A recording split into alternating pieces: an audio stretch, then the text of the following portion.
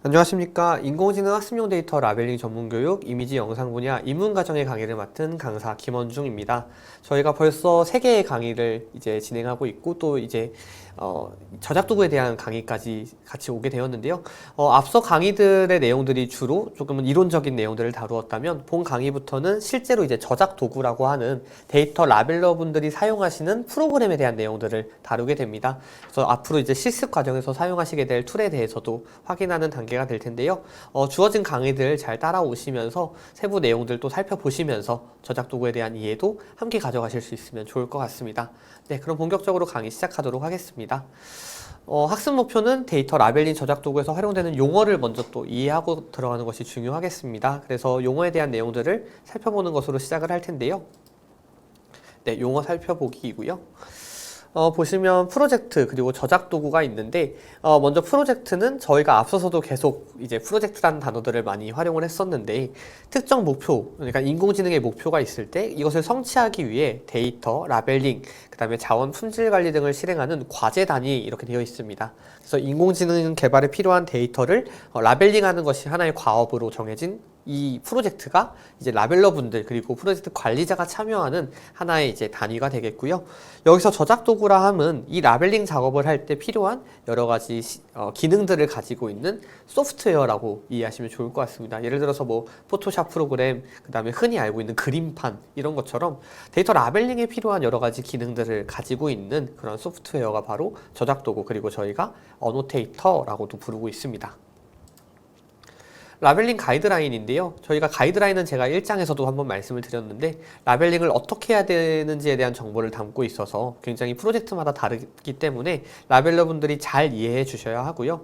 객체에 대한 부분은 라벨링의 대상을 일컫습니다. 그래서 예를 들어서 이 프로젝트가 차량을 라벨링해야 된다라고 한다면 차량이 객체가 되겠고 그 방법에 대한 내용을 다루고 있는 게 가이드라인이 되겠습니다. 그래서 라벨링 가이드라인과 객체에 대한 내용도 살펴보았고요. 라벨과 어노테이션 사실은 이건 저희가 앞서서 이제 용어 정리할 때 한 번 더 확인했었죠. 한 번 더 이제 보시면 데이터와 그 데이터를 인공지능이 알아볼 수 있도록 학습에 필요한 여러 가지 정보를 붙인 것을 저희가 어노테이션이라고 했을 때 이것을 저희가 라벨이라고 하고요. 어노테이션도 그 인공지능에게 그러면 알려줘야 하는 그 정보들, 추가적인 정보들 저희가 어노테이션이라고 한다고 말씀을 드렸죠. 그래서 어노테이션이 어쩌면 라벨하고 비슷하게 또 혼용되는 그러한 단어라고도 볼 수가 있겠습니다. 그러면 라벨링 데이터는 원천 데이터 한 번 더 짚고 넘어가 볼까요? 원시 데이터는 수집한 그대로 원시 형태의 그대로의 데이터라고 한다면 이 데이터를 한번 정제해낸 데이터가 원천 데이터가 되겠고요. 이 원천 데이터에 라벨링을 했을 때 어떤 정보를 붙였을 때 이거를 학습용, 그러니까 인공지능을 학습시킬 수 있는 학습용 데이터로 됐을 때 이걸 이제 라벨링 데이터라고 저희가 이야기를 하고요. 클래스와 카테고리는 예를 들어서 고양이와 강아지를 나눈다. 혹은 저희가 앞서서 이제 자율주행에 대한 이야기를 나눌 때 뭐 차도, 그 다음에 도보를 할 수 있는 인도 이런 식으로 나누어진다라고 했을 때 각각의 하나하나가 클래스, 카테고리가 된다라는 점도 말씀을 드렸습니다. 그래서 뭐 이상객체냐 정상객체냐 이런 식으로 라벨링을 먼저 수행한 다음에 그 객체에 대한 상태를 골라주는 것, 그때 골라주는 그 목록이 되는 것이 바로 클래스이자 카테고리라고 함께 살펴보았었고요. 네, 이제 좀 새로 보시는 용어들이 될 수 있겠는데요. 검수와 반려입니다. 검수는 저희가 이제 데이터 라벨링 그리고 프로세스 이야기를 할 때 데이터 라벨러 분들이 1차적인 작업을 하고요. 이 작업이 제대로 되었는지를 가이드라인을 기준으로 검사하는 작업이 바로 이 검수 단계가 됩니다.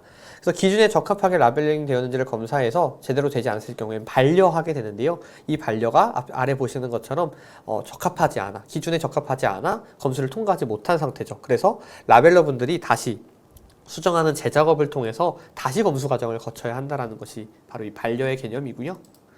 코멘트는 반려를 할 때 검수자가 그냥 이거 잘못했어 라고 그냥 보내는 게 아니라 어떤 부분이 잘못됐는지를 코멘트를 줘야 하는 경우가 있습니다. 그래서 반려에 대한 사유를 기재한 그런 이제 내용들이 코멘트라고 저희가 부르고 있습니다.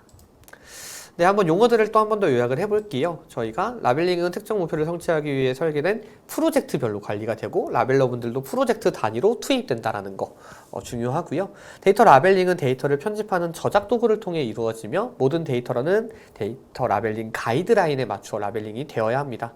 객체를 알맞은 카테고리로 분류하는 것이 라벨링의 한 일환이고요. 그 다음에 완료된 라벨은 라벨링 가이드라인에 작업됐는지 검수 과정을 거치고 검수를 했을 때 부적합한 경우 반려되기 때문에 다시 수정하는 작업을 거쳐야 합니다.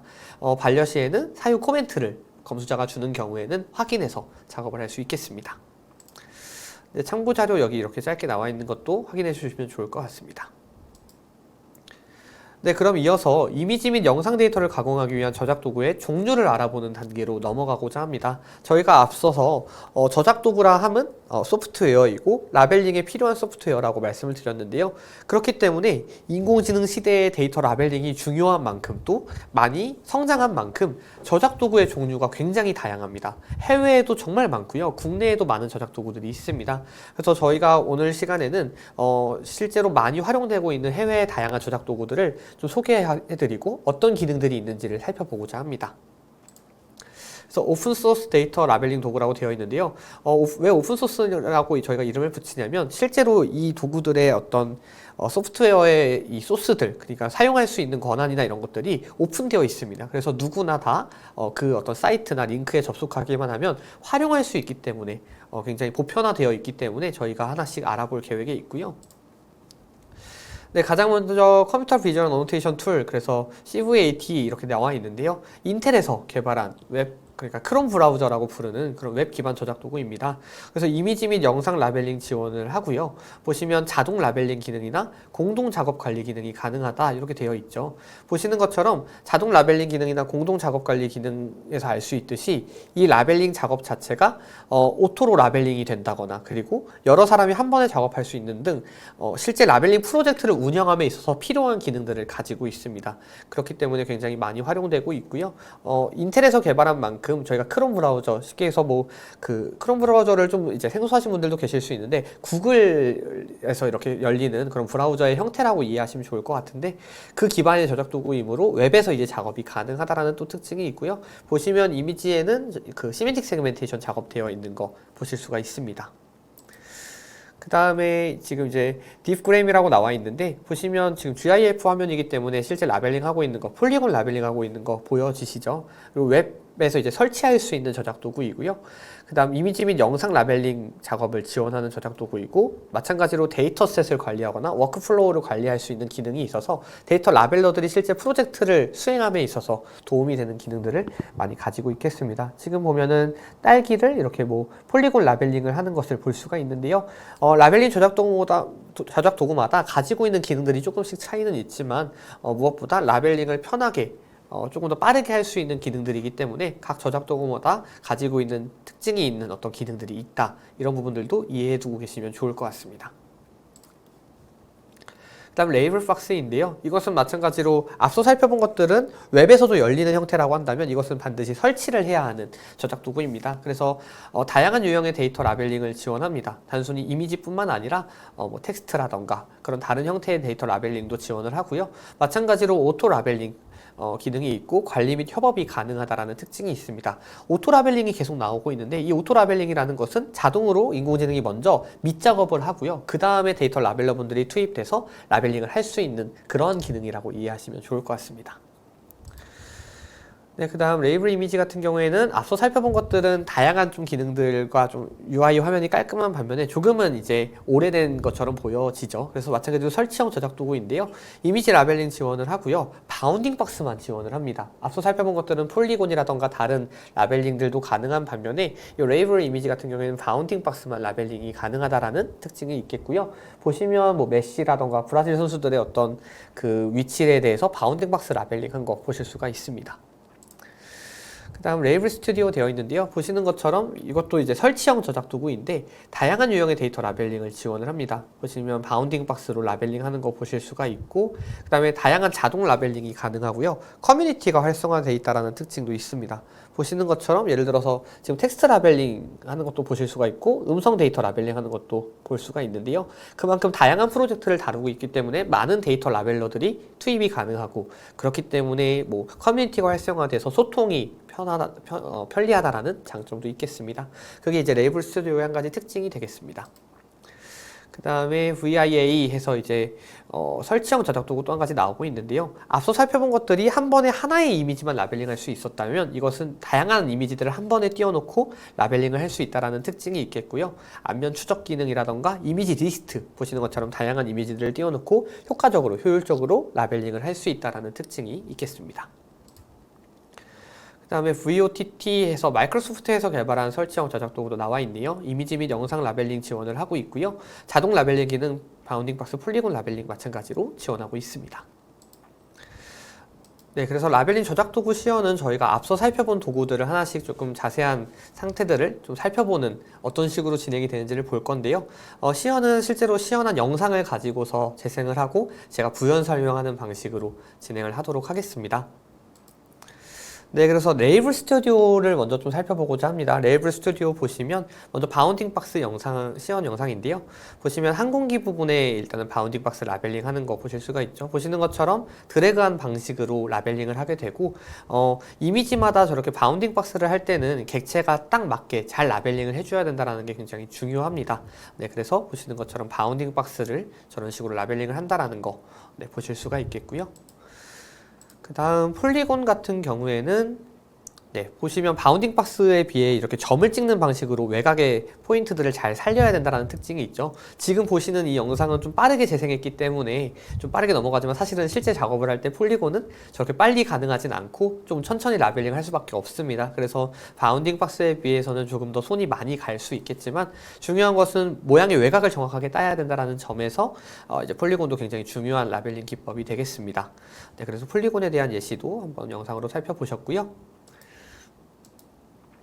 네, 키포인트 같은 경우에는 저렇게 점을 찍는 방식인데 사실은 이제 같은 이미지로 저희가 좀 보여드리다 보니까 이제 비행기에 저렇게 그 엔진 부분에다가 점을 찍는 걸로 바뀌어져 있는데 보통은 키포인트는 사람의 얼굴이라던가 신체에 주로 많이 활용을 하고 있습니다. 중요한 것은 각 점마다 이제 각각의 의미가 있기 때문에 보시는 것처럼 아래쪽에 엔진이랑 테일이라고 되어 있죠. 그래서 키포인트까지 저희가 살펴보았고요. 네, 그 다음 VIA에 대한 이미지 라벨링 관련된 내용인데요. 여기는 이제 이미지랑 이미지 리스트, 동영상 순서대로인데 이미지는 폴리곤 라벨링 하는 거 또 마찬가지로 보실 수가 있겠고요. 네, 그래서 백조 영역에다가 라벨링을 하고 있고, 그 다음 이미지 리스트 같은 경우에는 제가 앞서서 이제 VIA의 장점으로 여러 장의 이미지를 한 번에 라벨링 할 수 있는 기능이 굉장히 좋은 기능이라고 말씀을 드렸죠. 하나의 이미지를 하나하나 넘어가지 않더라도 보시는 것처럼 맨 위에 이미지부터 하나하나 라벨링을 다 할 수 있다는 특징이 또 한 가지 있겠습니다. 그리고 동영상 레이블링 같은 경우에는 보시는 것처럼 아래쪽에 재생 어떤 그 바가 있고 구간을 분류할 수 있게끔 되어 있죠. 그래서 보시는 것처럼 어떤 재료를 넣었을 때 그 구간이 어느 구간이다, 이런 부분들을 라벨링한 기능들 또 이렇게 살펴보실 수가 있고요. 네, 그래서 보신 어떤 다양한 여러 가지 시연 영상들을 보셨는데 한번 요약을 통해서 정리를 해보도록 하겠습니다. 네, 오픈소스는 소프트웨어의 소스코드가 공개되어 있다. 이것이 의미하는 것은 소스코드가 공개되어 있기 때문에 누구나 설치를 한다거나 아니면 웹에서 그것을 오픈함으로써 이 도구를 사용할 수 있다라는 점. 그렇기 때문에 어떤 소프트웨어를 기술 개발을 하지 않더라도 라벨링을 기업들이 운영할 수 있다라는 점에서 전 세계적으로 많이 활용되고 있는 저작 도구들을 좀 살펴보았습니다. 그래서 다양한 회사에서 이미지 및 영상 라벨링 저작 도구를 무료로 제공하고 있는데요. 라벨링 기능뿐만 아니라 다양한 관리 기능도 제공하기 때문에 많이 활용될 수 수 있다라는 점. 근데 여기서 이제 한 가지 중요한 포인트가 있습니다. 앞서 살펴본 여러 가지 저작 도구들은 오픈소스 저작 도구이긴 하지만 대부분 해외, 외국에서 이제 주로 사용하는 저작 도구다 보니까 그 내부 내용들이 대부분 영어로 되어 있다거나 기능들이 한국어 지원이 되어 있지는 않습니다. 그래서 국내에서 데이터 라벨링 프로젝트를 수행하기에는 아무래도 조금은 어려운 점들이 있는데요.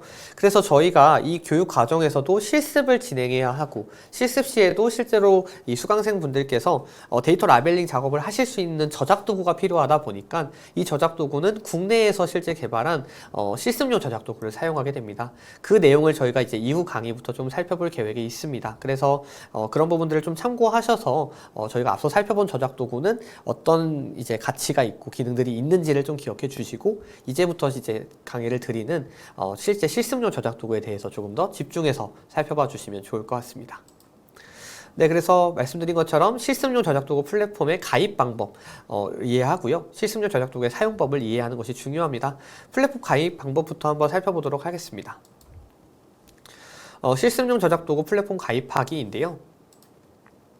가장 먼저 사이트를 접속해야 합니다. 사이트는 tutorial.datamaker.io 되어 있고요. 회원가입 버튼을 클릭하고 회원가입하는 것이 중요하겠고요. 아이디와 비밀번호를 입력하고 실명 인증을 진행함으로써 회원가입이 완료가 되면 로그인 할 수 있게 됩니다. 그래서 이런 방식으로 실제로 저작도구에도 로그인해서 사용하시게 되는데 물론 이제 교육 과정에 따라서 이 접근 방식이나 이런 것들이 차이가 있을 수는 있으나 기본적으로 데이터 라벨링에 참여하실 때는 이와 같은 사이트 접속, 회원가입, 로그인을 기반으로 대부분 진행된다라는 점을 기억해 주시면 좋을 것 같습니다. 네, 그럼 데이터 라벨링 도구를 소개해 드릴 텐데요. 저작 도구는 데이터 메이커에서 개발한 데이터 메이커 시냅스의 툴을 사용하게 됩니다. 그래서 그 구성을 좀 살펴보도록 하겠습니다.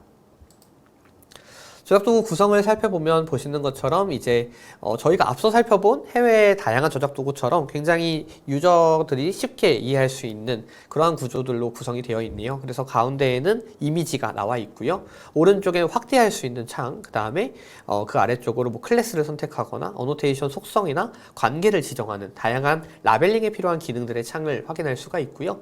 그 다음에 아래쪽에는 검수 코멘트, 검수자가 예를 들어서 내가 작업한 것에 대해서 어떠한 코멘트를 주었을 때 그 코멘트를 확인할 수 있는 창이 있고, 히스토리는 라벨링한 어떤 여러 가지 내가 이 안에서 작업한 여러 가지 히스토리들을 확인할 수 있는 그런 창도 나와 있고요. 할당 라벨은 이제 내가 라벨링 작업을 해야 되는 여러 가지 이미지들이 나와 있습니다. 이 구성들을 하나하나 좀 상세하게 살펴보도록 하겠습니다.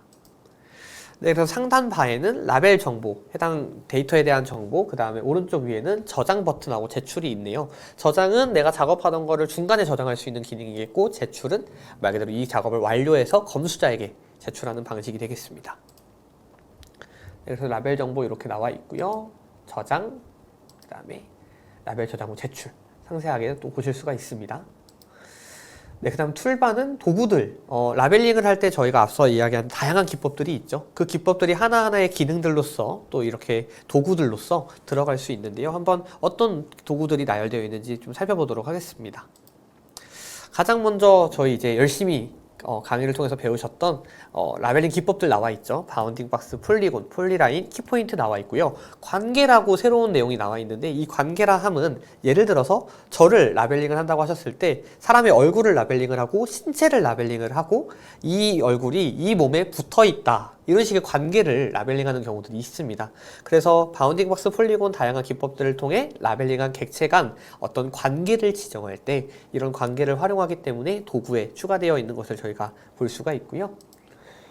그 다음에 라벨링 보조 도구들 나와 있네요. 뭐 선택이라던가 십자 가이드선, 이미지상의 가이드를 만들고 라벨링을 할 때 조금 참고할 수 있도록 하는 것이나 좌표를 표시하거나 줄자 표시, 어노테이션 기준 크기 박스, 이미지 등분, 이미지 밝기, 대비, 반전, 경계 설정까지 라벨링에 필요한 다양한 기능들이 여기 포함되어 있습니다. 각각의 기능들은 저희가 이제 실제로 라벨링을 진행하시면서 또 살펴보실 수 있게 될 텐데요. 우선은 어노테이션 기준 크기 박스 같은 경우에는 이 크기가 내가 예를 들어서 가이드라인상 몇 바이 몇 픽셀 이상의 크기지만 라벨링 하기로 되어 있는데 크기를 알 수 없는 경우에는 이것을 육안으로 판별할 수 없기 때문에 그럴 때 활용할 수 있는 기능 등 이런 식으로 라벨링을 보조할 수 있는 기능들이라고 이해하시면 좋을 것 같습니다. 네, 그리고 단축키는 아래 보시는 창을 통해서 확인할 수가 있겠고요. 설정은 저작 도구의 뭐 색깔이라던가 그 다음에 두께 등을 설정할 수 있는 사용자가 직접 자기의 원하는 대로 설정할 수 있다라는 그러한 좀 자유도가 있다라는 점에서 이 저작 도구의 또 장점이 있겠습니다. 그다음에 에디터 보시면 작업할 데이터와 어노테이션, 이미지와 어노테이션은 어떤 여러 가지 작업 결과물이 보이는 공간이 되겠고요. 패널은 아까 말씀드린 것처럼 다양한 뭐 중요한 그 정보들이 있는 창들인데 가로 세로 패널들이 있고 숨기거나 내가 원하는 식으로 배치를 할 수 있기 때문에 본인의 작업 스타일을 반영할 수 있는 저작 도구라고 볼 수도 있겠습니다. 확대해서 데이터를 확대하고 그 다음에 할당 데이터에서 제가 할당받은 작업물들을 볼 수 있겠고요. 히스토니는 작업 내역을 볼 수 있고 검수 코멘트는 만약에 내가 반려받은 작업이 있을 때 검수자가 어떤 코멘트를 남겼는지 그러한 것들을 볼 수 있는 그러한 패널이라고 볼 수 있겠습니다. 네, 그래서 클래스 선택은 이제 어노테이션 기본 속성을 설정할 수 있는 그러한 부분이고 어노테이션 속성, 관계, 가이드라인. 가이드라인도 여기서 이제 열어볼 수 있고요. 가이드라인을 꼼꼼하게 확인하는 것이 굉장히 중요하다는 거 꼭 기억해 주시면 좋을 것 같습니다. 사용법을 좀 이어서 살펴보도록 하겠습니다. 네, 시작하기를 누르고 이제 수정하기 버튼을 눌러서 저작 도구를 열 수가 있고요. 그 다음에 툴바에서 라벨링 도구를 선택해서 알맞은 위치에 어노테이션 라벨링을 수행해서 속성을 설정하고요. 단축키를 눌러서 삭제하거나 패널에서 이제 어노테이션을 삭제할 수가 있고요. 이 기능들은 저희가 시연에서 또 자세히 살펴볼 거기 때문에 빠르게 좀 넘어갈게요. 저장 버튼, 제출 버튼은 설명드렸었고 수정하기를 통해서 이제 저작 도구를 열고 그 다음에 수정 후 제출하는 검수 반려된 작업물들에 대한 재작업이 가능하겠고요. 단축키들은 다양한 단축키들이 여기 나와 있는데 이 교환 내용들을 토대로 보셔도 되고 접속하셔서 단축키를 열어서 확인하시는 것도 가능합니다. 각자가 원하는 기능들을 볼 수가 있겠고요. 네, 마지막으로 요약하면 저작 도구는 상단바, 툴바, 에디터, 패널로 화면이 구성되어 있는데 각각의 그 구성되어 있는 것마다 작업자 편의에 따라서 라벨러 편의에 따라서 활용할 수 있다는 특징이 있겠습니다. 그리고 선택 도구로 어노테이션을 선택한 다음 단축키 D 등을 통해서 어노테이션을 지우고 또 복구할 수 있고 단축키에 있는 여러 가지 기능들 을 실제로 테스트해 보시면서 필요한 기능들을 능숙하게 활용할 수 있도록 숙련도를 높여 나가시는 것도 좋은 방법이 될 것 같습니다. 네, 이로써 저희 가장 중요했던 저작 도구에 대한 모든 강의들까지 마치게 되었는데요. 이어서 마지막으로는 저희가 퀴즈와 그 다음에 작업 도구 시연도 있겠는데 그 전까지 저희가 함께 학습한 내용들을 꼼꼼하게 이해해 주시면 더 좋을 것 같습니다. 네, 입문과정의 마지막 이론 강의 마치도록 하겠습니다. 수고하셨습니다. 감사합니다.